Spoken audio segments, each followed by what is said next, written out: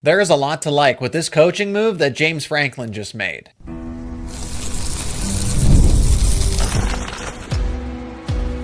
You are Locked On Nittany Lions, your daily podcast on the Penn State Nittany Lions. Part of the Locked On Podcast Network, your team every day. In today's show, you are Locked On Penn State football. Thank you so much for making Locked On Nittany Lions your first listen and watch every single day. My name is Zach Seyko, and I am your host of the show. Today's episode is brought to you by FanDuel. Make every moment more. Super Bowl 59 is here, and there's no better way to make every play more exciting than with the FanDuel Sportsbook. New customers can bet just $5, and if you win, you'll score $200 in bonus bets. Download the app or head over to FanDuel.com to get started. Your comments are always greatly appreciated. We're going to readdress the title or bust mentality. Is it unfair? Callaghan-Croley from Penn State Rivals is going to help me with that and just talk about some coaching moves. One that we all need to keep an eye on here over in the Penn State side of things, but the one that directly impacts Penn State is Greg Gattuso coming back to the Nittany Lions, leaving the Albany head coaching job to be a defensive line consultant. But more importantly, he's going to be working closely with Jim Knowles to help architect this defensive game plan. So there are a lot of things to like about this move overall because your Penn State gets so many benefits from this. So Gattuso to give up a head coaching job to come back and be a consultant at his alma mater. For those who don't know, for those who aren't familiar, he was a Penn State letterman in the early 80s and was part of a national championship team. So he's returning to his alma mater. There's this affinity, there's this appreciation for Penn State. He's returning home. I like that he brings with him lots of head coaching experience.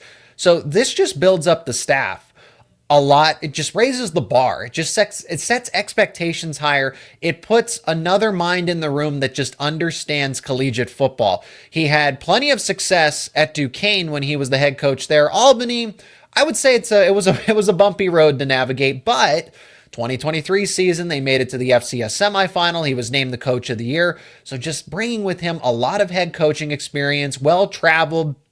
So the benefits are immense here for Penn State.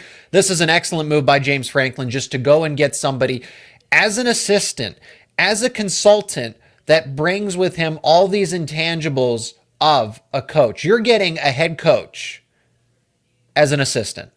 So just kind of think about that. The value you're getting, the contributions that he's going to make from an assistant consultant type of role. So you add another smart football mind to the staff to help raising the overall productivity of the coaching staff.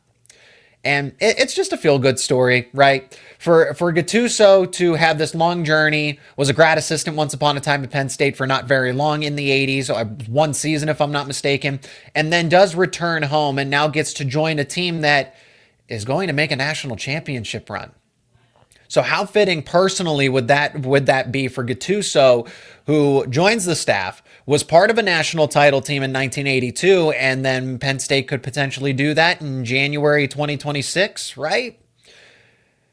So we'll see how long his contributions are. I don't think this is necessarily a one and done type of deal.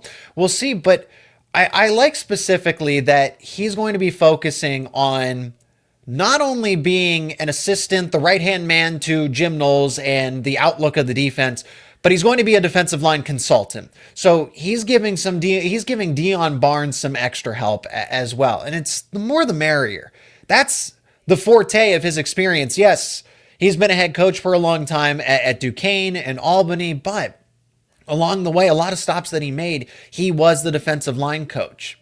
He's also a Pittsburgh native. So I don't know how much recruiting he's going to be doing, but it does definitely help recruiting, whether because of that affiliation with the Pittsburgh area, understanding the nuances of it as well. If they actually have him directly, involved in conversations and everything else. We'll see what Penn State's plan is there, but you can't help but not like this move from He's a Penn State guy through and through. He's from the Pittsburgh area, so it's going to have a recruiting impact. He's going to benefit the coaching staff in a variety of different ways with that head coaching experience, helping out with Jim Knowles and Deion Barnes directly. Great move all around by James Franklin to go and hire away somebody who was a head coach. If you want to disregard it as well, he should want to leave because it's an FCS job. He should want to move on.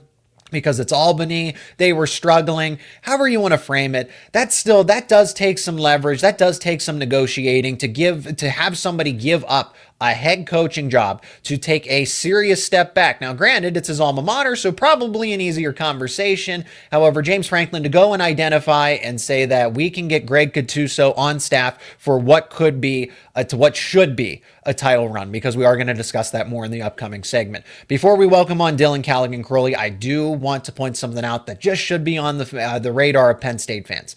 Tyler Bowen. Tyler Bowen might sound familiar because once upon a time, he was the tight ends coach at Penn State. Tyler Bowen is now going to be the offensive line coach for the Ohio State Buckeyes. Bowen is a monster in recruiting. Offensive line, tight ends, he's a big part of the reason why I consider Penn State. The only people that don't really consider Penn State tight end U at this point in time are Iowa Hawkeye fans. And that's understandable with the players that they have sent off to the NFL in terms of production. But this long list of tight ends, Tyler Bowen was a part of that recruitment and that development once upon a time, as I mentioned. So he had some stints in the NFL with the Jacksonville Jaguars and then resettled in as Brent Pry's offensive coordinator. So he is giving up the offensive coordinator job at Virginia Tech to be the offensive line coach, and he's also going to be the run game coordinator for Ohio State. I respect to Ohio State. Strategically, this is a really smart move for them. Takes pressure off of Brian Hartline, who's going to be the first full-time OC, first full-time play caller here. I do think it's pretty intriguing that he's leaving a Power 4 offensive coordinator job to be the offensive line coach at Ohio State.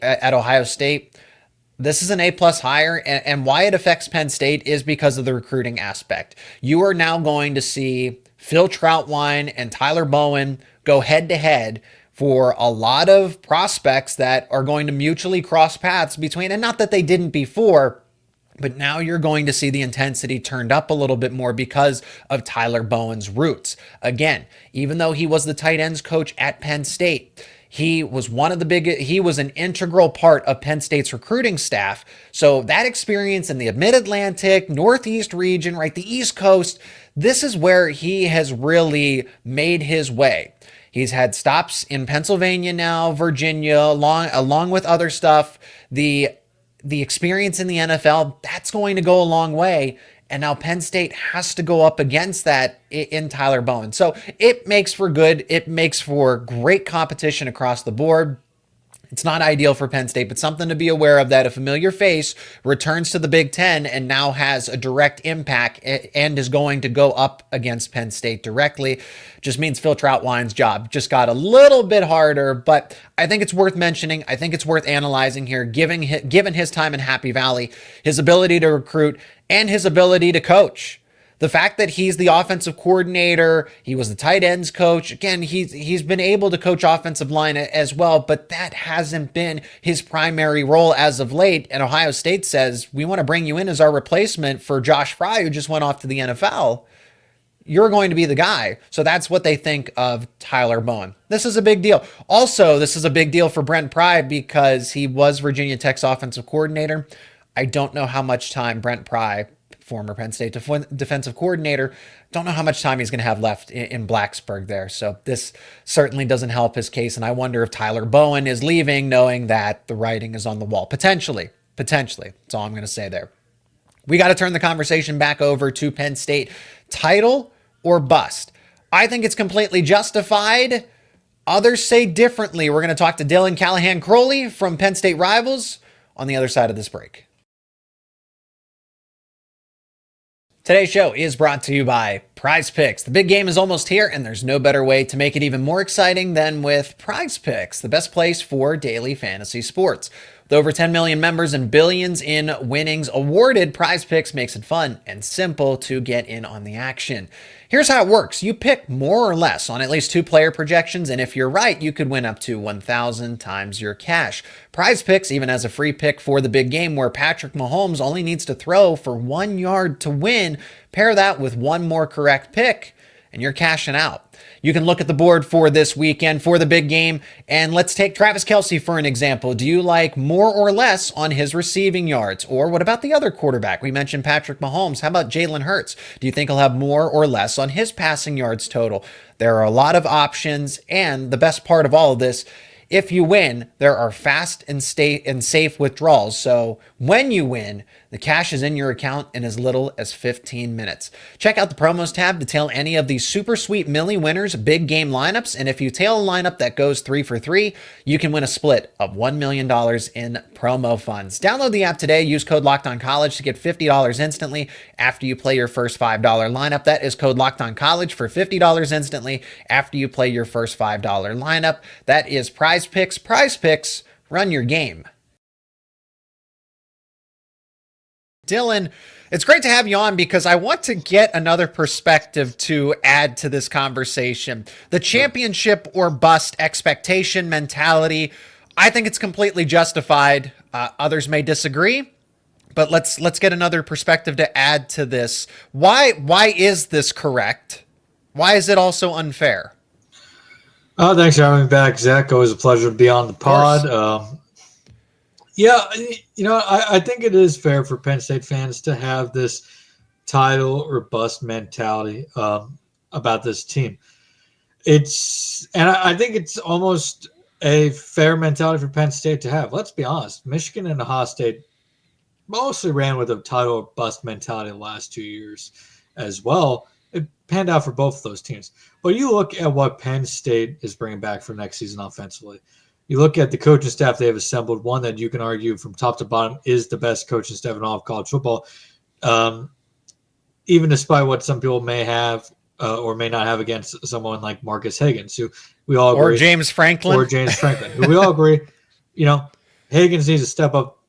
His wide receiver room needs to step up in 2025. And if Penn State's going to win a national championship in 2025, James Franklin is going to have to win the quote-unquote big game, in the eyes of the national media.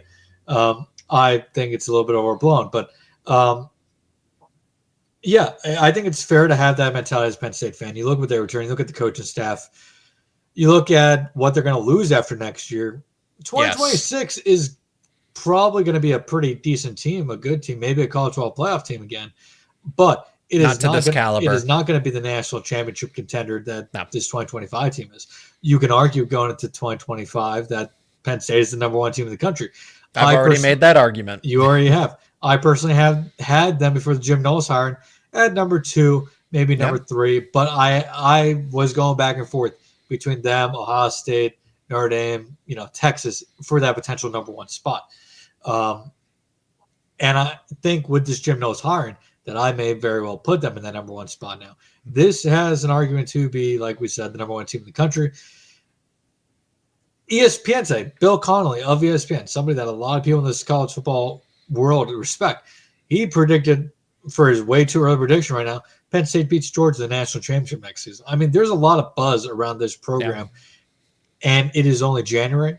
They have to obviously, stay healthy throughout the spring and fall camps and throughout next fall as well. Mm-hmm. But based off everything this program has right now, based on what they just did to shore up that defense coordinator position for what I think is not just a 1 or 2 year scenario, but potentially longer, because let's be honest, not many teams can offer the entire package of what Penn State's given Jim Knowles.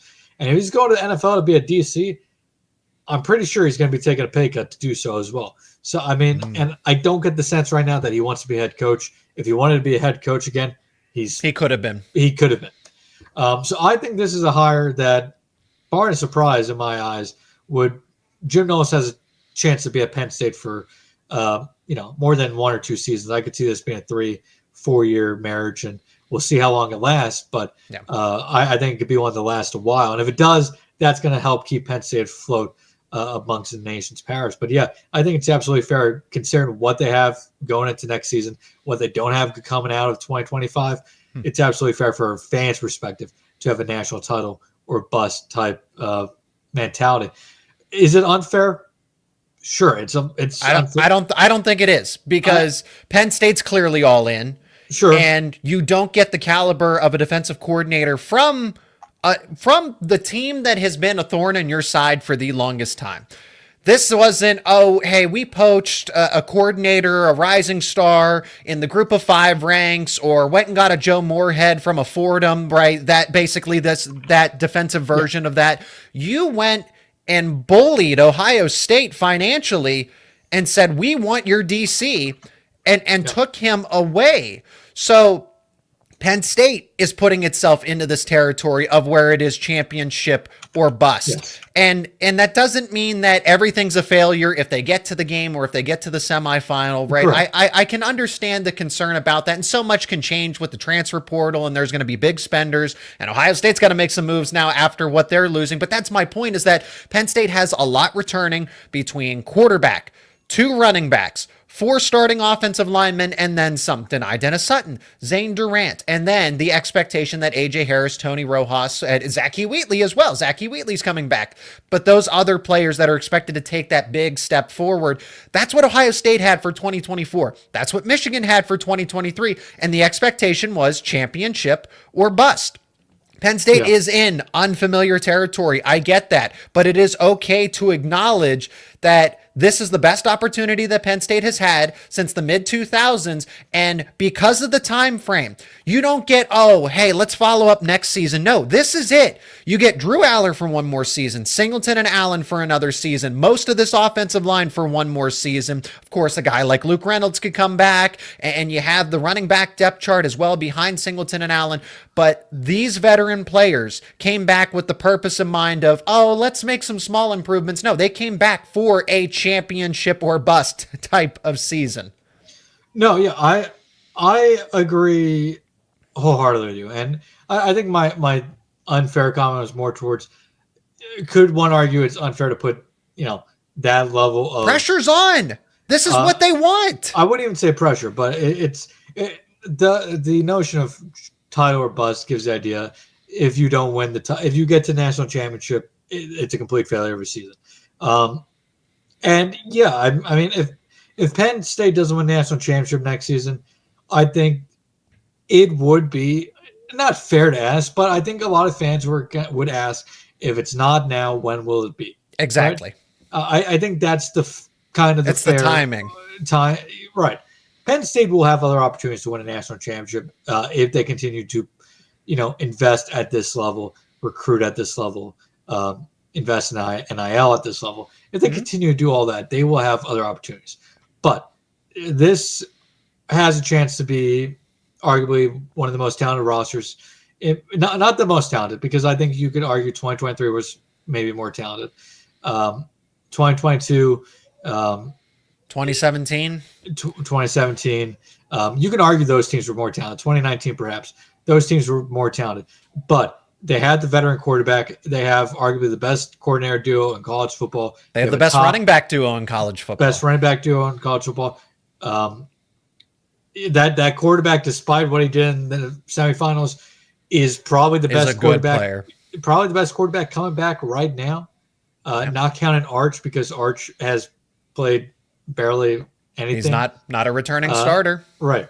He's the best returning starter in college football. Let's put it that way. Yeah. And he's still going to be at the top of the NFL draft boards once the 2026 boards come out in May, after the draft is over this year. I mean, the timing wise, yeah, it's very fair to say that from an outsider's perspective and from the level of investment Penn State has put into this 2025 season, that it's all in. They're going all in. And yeah, if they come up short, it's going to really stink. It's going to be a disappointment. It is going to. This is their best opportunity for the next at least 2 years. We'll see what 2027, 28 brings, but the 26 team is going to lose a lot from the 2025 team. So I agree that it is definitely very much a championship or bust type mentality going into next season. But like I said at the start, Ohio State and Michigan both kind of had similar mentalities these past 2 seasons. Michigan, kind of cruised to that national championship. Ohio State had to go through some adversity to get there. But at the end of the day, both teams came out on top in the end.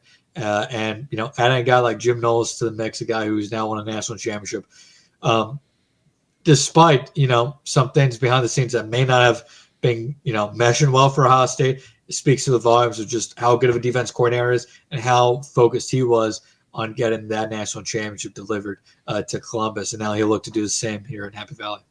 Some people don't still view Penn State as a championship national title contender. So what are the biggest concerns that remain? Well, certainly wide receiver is going to be one of them. So let's address them. Plus, how did Jim Knowles end up at Penn State? How was Penn State able to get him away from Ohio State? We'll tell you more on the other side of this break. Today's show is also brought to you by FanDuel. Super Bowl 59 is here. One game, two teams, endless possibilities.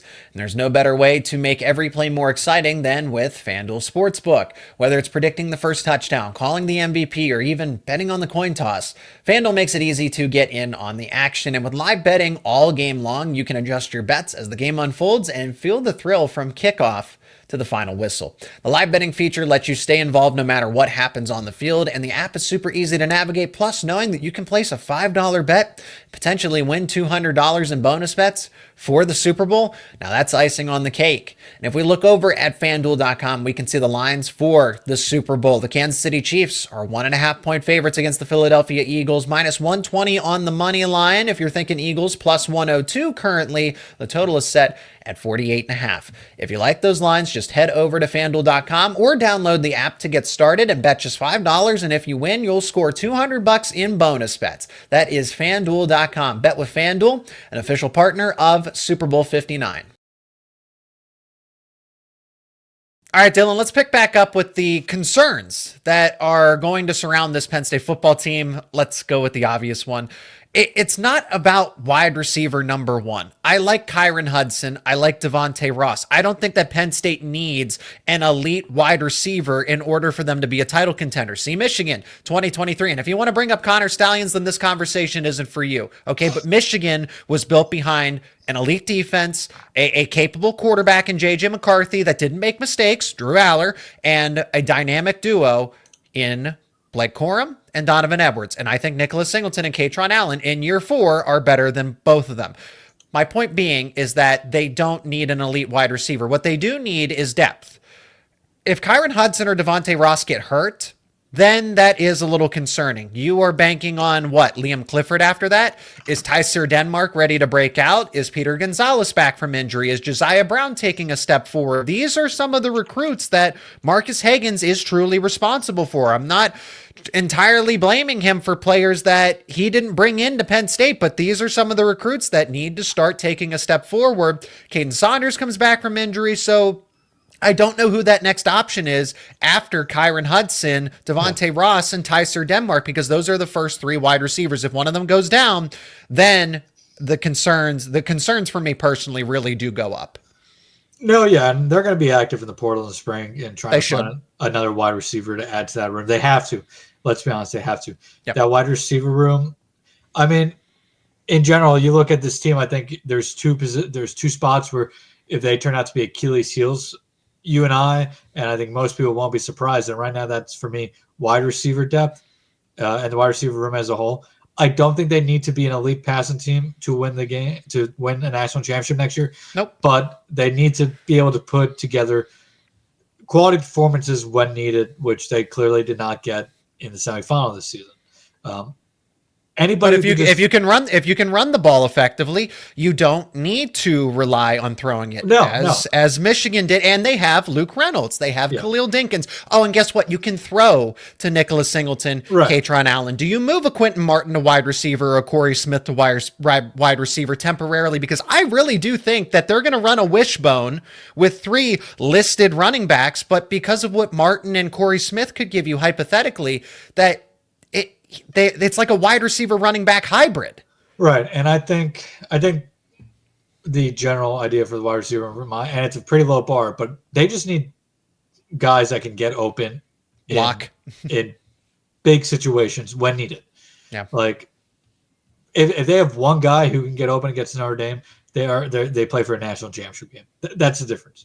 Or if they complete a couple other simple passes, but that too. Besides the point. But having that guy who can get open and make it, you shouldn't have to make it super easy for your junior quarterback. But getting open definitely would have helped. But yeah, Drew had to play better too. But the other position that really I look at right now is defensive tackle. Zane Durant's awesome. We all know that. Alonzo Ford, though, back-to-back seasons with some serious injuries that knocked him out for one for an entire season, one for the final month. He's good though when he's healthy. Him and Durant are going to be a dynamic tandem on 3 down defensive tackles. But one, where is he going to be by? Like, he's not going to be, I think, fully ready to go by spring. Obviously, I don't think so. Where is he going to be in fall camp? And depending on the severity, how long could he keep him out? Even the early weeks of the regular season. That is going to be something that will have to be considered too. But Ford, while he has been great when healthy, can they trust him to stay healthy after back-to-back season and injuries? But after that, you're primarily relying on guys who really haven't seen much of the field at the FBS level, which a lot of unknown is definitely a concern because there's a lot of strong running teams out there, especially in the Big Ten. And if you're going to have to be able to stop the run quite a bit. Having quality defensive ends is going to help that, but definitely a concern for me is that defensive tackle room. Not sure they really can do too much more in the portal in that aspect. I'm sure there's always guys you can add, but it's still not a position I think is going to get, barring just pure development. I'm not sure I'm going to feel too much better about that position heading next season than where I'm already at. But I think also that's a part, maybe just looking at it after they had at one point this season 5 defensive tackles that they really could rely on. I mean, they had a trove of defensive tackles this season. You're not always going to have that. So perhaps that's also playing into my thinking. But I am concerned about DT a bit, at least going into next season. And I think that's where Jim Knowles is so valuable, is that you don't always need to go with a 4-man front, and the return of Denai Dennis-Sutton, Smith Vilbert. I'm not saying that they're going to play defensive tackle, but they at least give you some size up front that if you decide to go, hey, let's go some 3 down defensive linemen here, and Denai Dennis-Sutton can at least hold his own against a guard. Smith Vilbert, it's 290 pounds? I mean, that's practically the size of a defensive tackle. He has the ability to play both inside and outside, which does help. And honestly, I was a little slightly blanking on that while we were talking about it. So, I mean, you add him, I'll count him as a half a DT. You have 2.5 DTs you could probably trust to, not be a liability out there heading into the spring. It's going to be key for Deion Barnes this spring to develop that talent there at DT. And let's finish up with this. I think those are the main concerns, but let's bring it back to the positive of how Jim Knowles ended up in Happy Valley, because this has been a long time brewing, Dylan. Because James Franklin has always had Jim Knowles at the top of his defensive coordinator list, and I know they got Manny Diaz. I know they got Tom Allen once upon a time, but it's not to say that James Franklin never made an attempt to say, hey, Jim, do you want to come over to Happy Valley? No? Okay, timing's not right now. And then you were able, I'm not implying they settled for Manny Diaz or Tom Allen, but I'm saying there is just a mutual respect that James Franklin has for Jim Knowles, and in a perfect world, he would have hired him sooner rather than later here in the present. So let's kind of build the timeline together of how this all happened, because Jim Knowles had called, reportedly, Oklahoma first and said, I'm interested in the coordinator job. Then Tom Allen leaves and Jim Knowles gets in contact with Penn State and James Franklin, because look at that. Shoot the shot. Do you see how why people say that? Ask that person out on a date. Shoot the shot, because 3 years later, look at what goes around comes around, and Jim Knowles reciprocates that interest because the timing is right. So how did Penn State do it, Dylan? Yeah, we'll have to make this one a little short. I know, Reader's Digest. It could be a 40-minute conversation. Could be. Let's just start with that. Jim Knowles has been James Franklin's top DC candidate for a while now, dating back to the Diaz cycle, like you mentioned. Originally it wasn't going to be a thing that wasn't going to work out at the time, because Penn State season ended, Tom Allen left, Ohio State is still competing for a national championship. Just wasn't going to work out then. I've seen reports today. I haven't read the article myself, but I've seen reports on X and people discussing that that Jim Knowles reached out to Penn State after the national championship concluded, and kind of brought up that conversation again. That the timing is now right. Let's have some talks. Yeah. And I think James Franklin probably would have rather this search been over weeks ago. There was, you've talked about on the pod, we've talked about it over half Valiant Hour. There was not a long list, but a good list of candidates that James Franklin at least talked to about the job. We know that he was after DeAnthony Lynn, and now we never reported that Lynn had an offer or anything like that. I'm sure he did, but Lynn ultimately stays at USC, gets an extension there. Yeah, I mean, DeAnthony Lynn's a pretty good DC, and they've interviewed quite a few candidates that would have been probably pretty good DCs, but it's funny the best because what were we talking about the search? It was unfortunate timing for Penn State for a lot of these candidates for the job, that it just wasn't going to work out timing wise for Penn State, among some other factors. But at the end, it was the timing that actually allowed Penn State to end up with the best coordinator, which is ironically enough ironic. I mean, this is honestly something that really just clicked in my head as we discussed, is that, early on in the search, it was just about, if they didn't make the playoffs, Allen left earlier, they could have had so-and-so, they could have done this or that. It just didn't work out because of time. But because the search went on so long, Jim Knowles reportedly, came back after the national championship game, got in contact with them. And we do know, frankly, I know it's had a conversation, we reported that. But yeah, Franklin was always, a Knowles fan, always wanted Knowles to be on the staff. And Knowles knew that, honestly. Knowles knew that. And I think that stood out to Knowles. But, he contacted Oklahoma first, as it's been well reported. He contacted Penn State after the national championship game, as it's now been reported. It's very clear that Knowles just did not want to be at Ohio State. And Oklahoma, as we know, made a very fair offer to Knowles. But there's not as much security. Brent Venables is on the hot seat.